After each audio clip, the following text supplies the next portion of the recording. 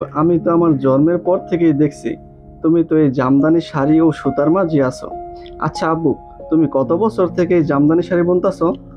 আমি জামদানি শাড়িটা আমি 9 বছরের কালানের থেকে আমি বুনতাছি। 9 বছর থেকে? হ্যাঁ। আচ্ছা, প্রথম যেদিন তুমি শাড়ি বুনছিলা সেদিন কত টাকা মজুরি পাইছিলা?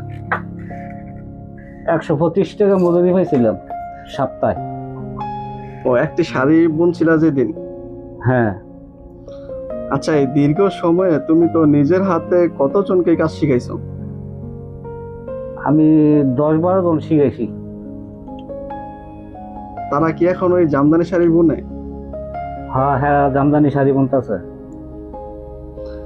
আচ্ছা আব্বু, আজ যখন মানুষ এত ভালোবেসে তোমার হাতের শাড়ি কেনে তখন তোমার কেমন লাগে? আনন্দ লাগে আমার তেনে। জামদানি শাড়ি নিয়ে আব্বুর এই অভিজ্ঞতা সারাদিন বললেও শেষ হবে না।